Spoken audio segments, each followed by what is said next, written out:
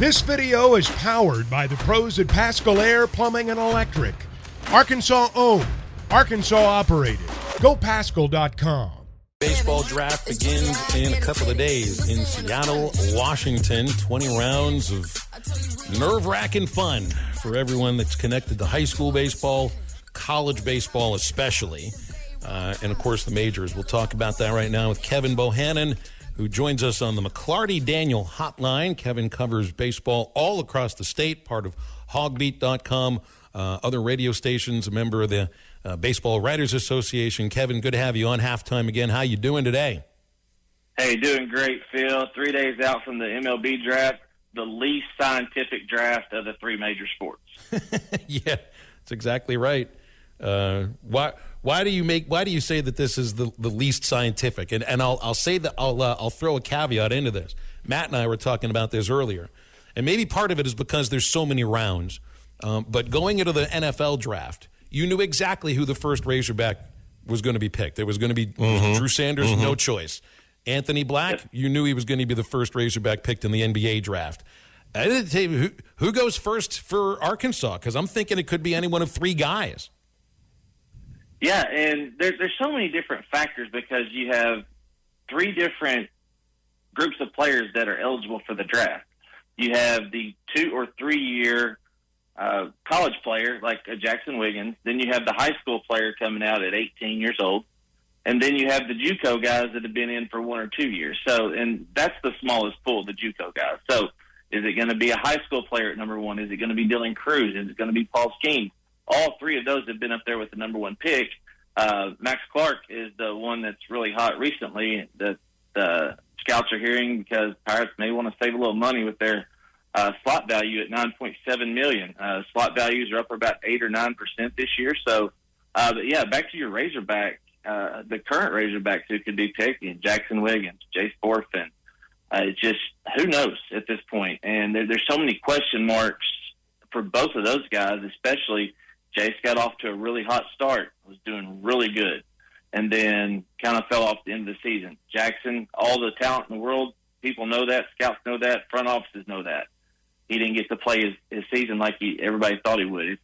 If he would have done what I thought he could have done this year, he would have been a first or second round pick, no doubt. And then you got Hunter Holland, who D1 Baseball called the best left-handed college prospect in the draft. So if you look back a couple of years, Jordan Wicks had that same title coming out of Kansas State. He's a Conway Wampus Cat grad. He was selected top 20. So a lot remains to be seen so far. Is Kevin, hey man, is there a position like in the NFL where you see running backs that don't go in the first round anymore, and there is a premium on quarterbacks? What does that translate to in the baseball draft? Is there like a position like catcher or left field that is just like there's no reason we're going to draft this guy in the first round? So I equate running backs to pitchers. Okay. Because they only have so many miles that they can put on their arms. Just like the running backs have so many hits they can take or, miles they can run, so to speak. So that's the equivalent. Some clubs have, they only want to go with college arms because they don't want to draft prep arms because there's too many unknowns, the command, the control. Have they had Tommy John surgery? And I know that's been at the forefront, especially with the Arkansas program lately with Peyton Paulette having it last year, Jackson Wiggins this year. You look across college baseball, there's so many top-end arms that have already gone through that surgery, and some have even done it as an elective surgery so they can get it out of the way, which is a little crazy, but sometimes it works out for the best. That's an interesting question too, Matt. And I think the big difference between the reasoning behind the two of these is that the position of running back in the NFL has just been devalued. Baseball, it's so interchangeable, pitching, in pitching in baseball, the position hasn't been devalued. It's just there's so many injuries, so many question marks that go into this, especially with the amount of time that kids develop between the age of graduation from high school and the next 2 to 3 to 4 years. And see, in my mind, I see the outlier. You see a Justin Verlander, you see a Kurt Schilling. You see people that play for 16, 17 years. But in all reality, a pitcher's shelf life is what, closer to 5, closer to 7 years? Well, and there are so many quote unquote bullets in the chamber, and I think the way that you put it, Kevin, it's not necessarily pitchers that they shy away from. The risk is high school pitchers. That's where the major risk is. Exactly. And it was last week or the week before, Kevin, that Dave Van Horn had his press conference with media members, and he was talking about they're going to have some trouble getting these position players through the draft. Walker Martin, Aiden Miller, Ryder Helfrich, Nazan Zanatello, those kids, Kendall George. But the pitchers, he said, we're going to have a really talented incoming freshman class of pitchers. And I think a lot of that is because major league teams are a little bit resistant to drafting high school pitchers now. That's exactly right. And if you look at the top of the draft this year, it's prep position players or college arms. And if, Hunter Holland is anywhere, I could see him going, into second round, anywhere between the 60 and 80 mark. And he's the top left-handed college arm by some media outlets. So let's look at the recruiting class, which is ranked number 1 by every media outlet out there that covers college baseball, especially Perfect Game. There's 13 top 100 prospects on the board for the Razorbacks, and they signed 21 guys. But, yeah, you look at Aiden Miller, Walker Martin. Those two are definitely going in probably the top 30, 35 picks. And then Nazan Zanatello, Kendall George, I think those two guys signed as well. Both of those went to the MLB Combine that was held out in Arizona last week, 7 to 10 days ago. Both performed really well. So those four, I think, have little to no chance of making it to campus. I know Walker Martin was on another radio station doing an interview and say, hey, I look forward to being a Razorback. All of them are saying that right now because they don't know the future. But they can't give out, hey, I'm going to ask for $2.5 million, and I'm going to put that out there. It just doesn't work like that. So Ryder Helfrich has slid down draft boards, and that may be good for Arkansas because pro teams aren't just quite sold on him yet as a hitter. And he's athletic, 6'1", 205, a really good arm behind the plate, but he's more power over hit as far as the tools right now, and that kind of shies clubs away from signing him to a 7-figure deal right now. Go develop 2 or 3 years and see what you can do coming out of college. We've seen Kyle Teal is a great example of that. He was the top 100 player coming out of the 2020 class for Virginia. He elected to go to school. Of course, that was a 5-round draft back then, and he's going to be a top 10 pick. So that's kind of the comp right now, the comparison with Ryder Helfrich. He's, anywhere from 100 to 150, even in the 200s on draft board right now as far as prospects. So anywhere, but you talk about the pitchers, Gabe Gakel, really good arm out of California. Dylan Questad out of Wisconsin. Those are top 50 on Perfect Games list. And you got Adam Hackman. Hackman is he's the situation that you don't know what's going to happen because he's a top 1 or 2 round talent, but he just had Tommy John surgery in April. So he wouldn't be able to throw for Arkansas next year. And he would only have a year after that because he's already 19.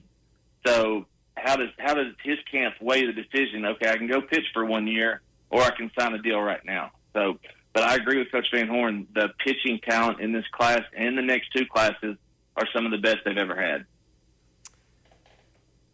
What do you think about Josenberger in the draft? I think more than anybody on this team this year, he helped himself by transferring to Arkansas, showing how much stronger he had gotten. I think it's not like he's ever going to hit 25 or 30 home runs in the big leagues, but he gets that bat around pretty quickly.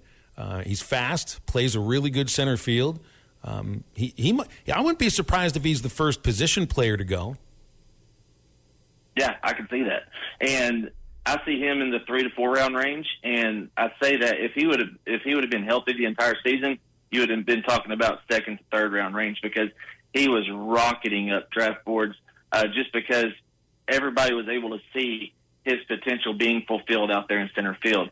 Had a decent career at Kansas, and then he was able to put it on the biggest stage with Arkansas. And it's exactly what you said. He's one of those guys. He showed that he can hit for power, especially from the left side. He can hit for average. He runs the bases well. The only average tool that he has, and I say average based on the 20/80 scale for all of our listeners, is probably his arm. His arm is not a Dominic Fletcher or Andrew Benintendi or Brett Eibner, but he's serviceable in center field. and he gains ground on his throws really quick, so that takes away from just having an average arm out there. We'll put you on the spot about tools. You know, everybody's got to have at least one thing that they do that stands out. I think if you're going to get drafted, one thing you'd be like, this guy can hit for power, or this guy's got an arm like you've never seen, or like Enrique Bradfield. I mean, he's the fastest player in the draft, and the speed is reintroduced into Major League Baseball, so that's huge for him. What do you think is the most important tool for a ball player to feature? And I think it's something that can't be measured on the 20/80 scale, and that's makeup. You know, how they handle certain situations and how they carry themselves. Scouts are looking more and more at the makeup of a player physically and mentally than anything else. If you want to go with just physical traits, you know, the run tool has been vastly underrated lately, but you're starting to see that more and more now, that how explosive they are, because if everything works from the bottom up, and you know this, Bill, so if they're explosive and they run well, they've got good hips and good legs. So that's going to generate the power in the box usually. And you saw Enrique Bradfield hit 7 home runs this year, so he's gotten a little better in that aspect. So that's one of the things that's vastly underrated is the run grade with a lot of these guys. Jace Borfin, average runner, he's going to be a 6'7", 6'8" guy, but generates a lot of power with his bat. So hit tool, you see a lot of guys, a lot of teams right now think the average in MLB is like under 240 as a league right now. So they're valuing power over hit. So it changes from generation to generation. I can say that now, being 42 and having lived through the Nolan Ryan era, Greg Maddux, back during the strike, and everybody with sub-2 ERAs. You just don't see that anymore because it's all about power in the major leagues right now. Last thing, and we can have you on another time to talk about the incoming transfer class, because there's so much to talk about with that. And we still don't know the makeup of the team, and the draft is going to have a lot to do with that. I want to just look ahead to next year. The Razorbacks haven't had a first-rounder in a while, man. I mean, I think I'm going back in my head to think about it. I think Kerstad, that's right. Second overall pick, 2020, and before that it was Benny in 2015. I think you got a chance for one next year, if not maybe two. I guess I think a little bit about Brady Tygart just because of how strong of an arm he's got. But when I look at Hagen Smith, that looks like a first-rounder as long as he's healthy. And I think there's a real big step forward that Hagen can take next year. That's exactly right. He showed the versatility this year of being used however Coach Van Horn and Coach Hobbs needed him to be. He needed to be that guy that comes out of the pen and goes 3 or 4 innings, or he can start and go 6 or 7. That proved a lot. He's taken that next step pitching for Team USA this summer. Last year he went to the camp, kind of shut it down after that because he was kind of hitting the wall as a freshman. Now he's just taking that leap. He's transformed his body. And if you look at Hagen, he looks the part. And he's still young, if we remember, because he came in as a 17-year-old. So that's the thing that scouts and MLB clubs really look at, as well as, okay, this guy's young, and he's got even more projectability. He showed that he could pitch, especially to elite hitters this year. You look at the LSU matchup this season with him and Hunter Holland. They knew how to pitch to those elite hitters, and you can get out. Now, the command control can get a little away from him at times, but he's going to be running up there 95, 97 next year, and the floor is going to be 92, 93 with a good secondary and tertiary pitch. So Hagen Smith is my pick to click right now for the next first rounder for the Hogs. Kevin, appreciate you, man. It's like you said, it's non-scientific, and sometimes we think we know what's going to happen in sports, and we don't.